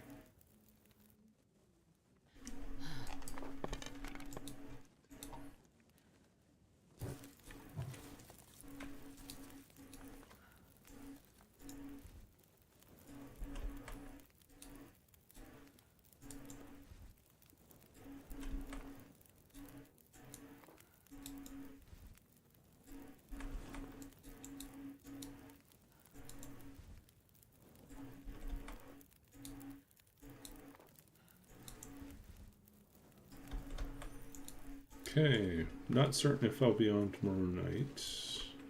If I do, it's just kind of a bonus stream. I can barely walk with this much gear. Okay, so we have left off here on day 15. We didn't get too far.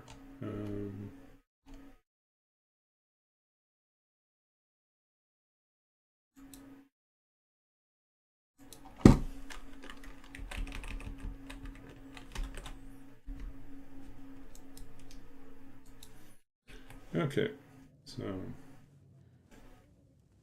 day 15, maybe we unload a couple more things here.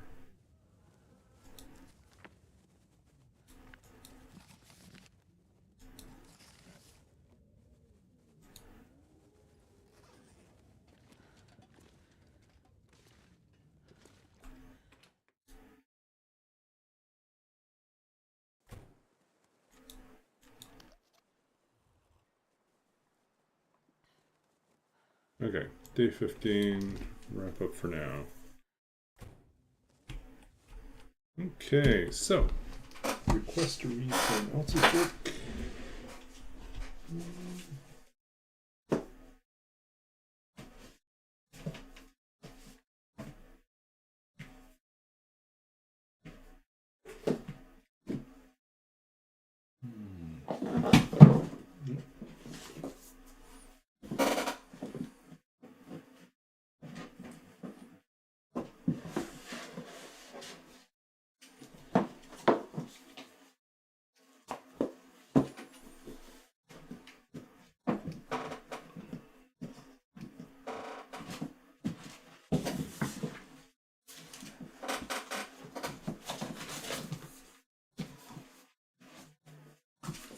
Okay, let's see.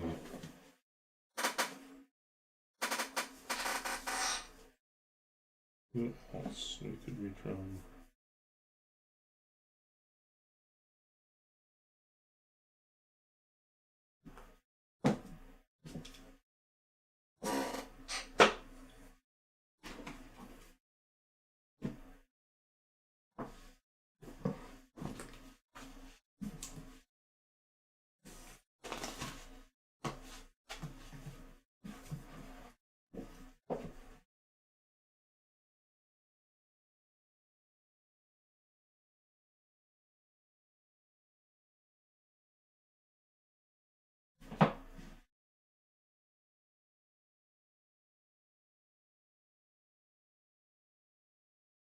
Okay, well, let's read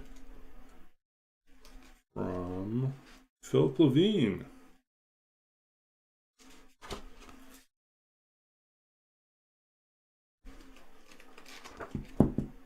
And let's see, where is it? No relation to April Levine.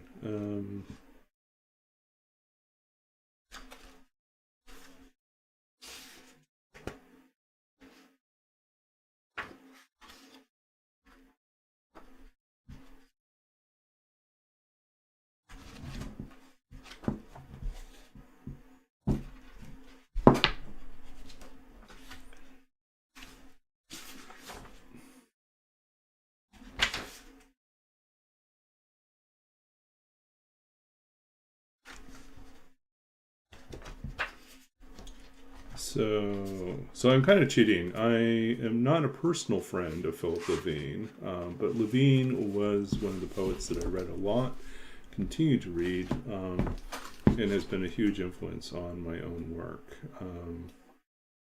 And my first book of poetry won the Philip Levine Prize, which was named after him. That particular year, it was actually judged by one of his former students, Chuck Hanslachek. But let's see. I've got so many of his books. It's just choosing something that really jumps out. It's also not too long, but let's see here.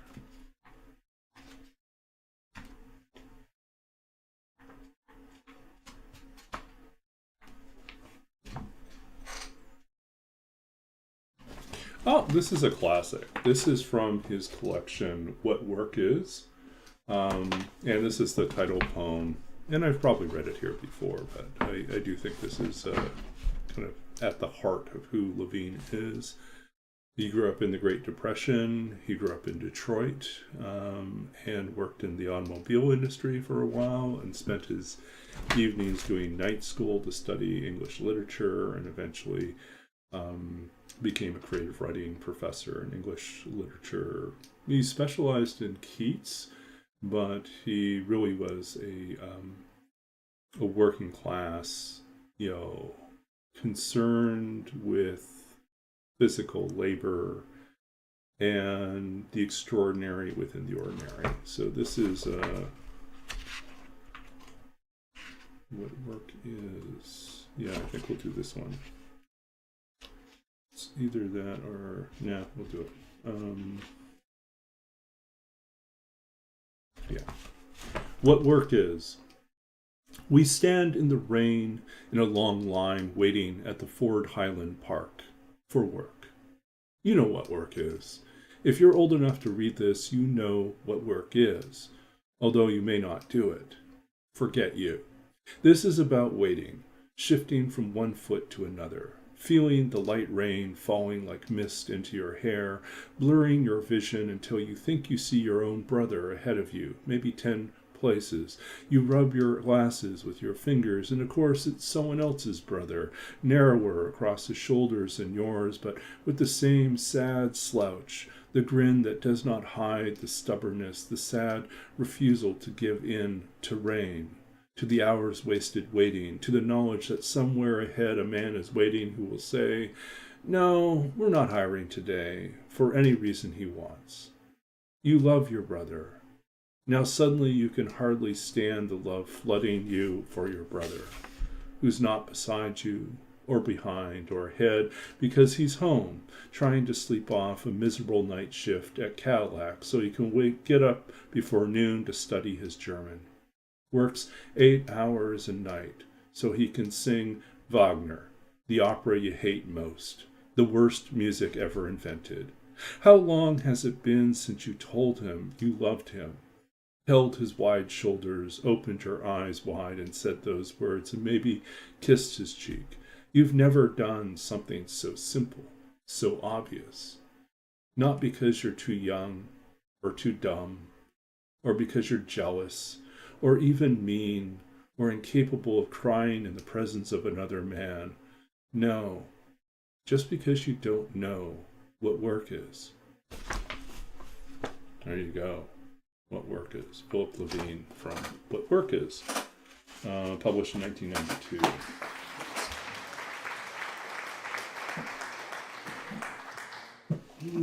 Let's see what we got here. Poem chooser, we choose you. Refusing the Dark. Okay, it's been a while since we read that. Do that one. This is possibly the title poem of the third collection, which I still am woefully behind in writing. Refusing the Dark. Tonight, driving home through what might have been fog or a low cloud, I find myself singing out of habit, or perhaps out of some antique sorrow I've forgotten, nestled in the silent space between ribs, the car before me hidden, a mystery like the road itself, all but buried in rivered gray. Through the windshield, I can see the lights set high over the freeway, burning like great wheels of fire. And yet nothing like the voice of God enters here, only the lingering whisper of pavement and tires, that old lullaby full of disappearing and turns. How things merge unexpectedly. In the wind, the bright echo of stars. The animal dead congregating at the side of the road, their eyes fixed in the past. Everything slows down at the curve. Every heart slips a gear, and the lungs give out at last. The body empties itself in such moments as mine does now, in a single note that trails behind like the memory of fire, the summer that the hills burned, and the sky, black as spilled ink, fills with the names of all I did not know I loved, of everything that comes to the lips to refuse the dark. That was Refusing the Dark, from what hopefully will be the third collection.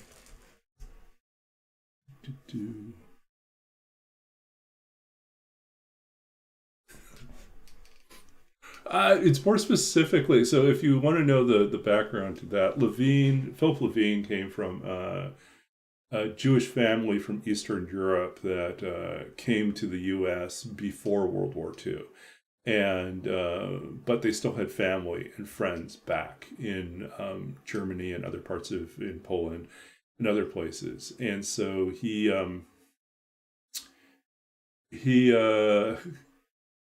so the Wagner nod, or the Wagner slight, is definitely a slight against sort of the way that Wagner was beloved by the Nazis.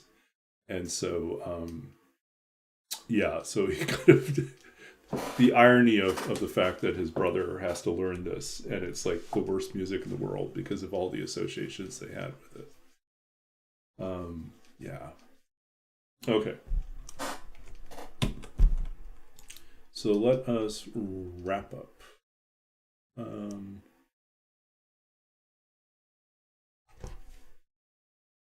Who shows up frequently in Troopers Tangents? Yeah, so Wagner also, all sorts of interesting, complicated, messy stuff there. So let's figure out who we can go raid now.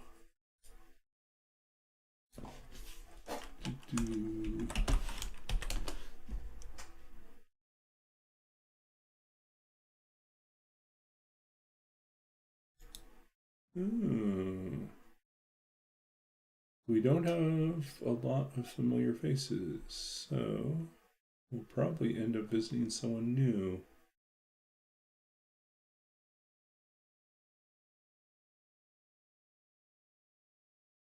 There's Anxious Birdie, who's new to the game. Oh, they're fellow Canadian.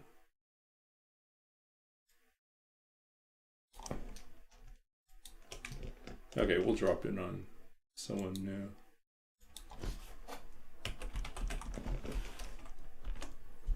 Okay, don't know anything about Anxious Birdie, but we'll give this a try. Thank you all. We'll be back again maybe tomorrow night. Otherwise, it's going to be Saturday. So take care. See you on the other side.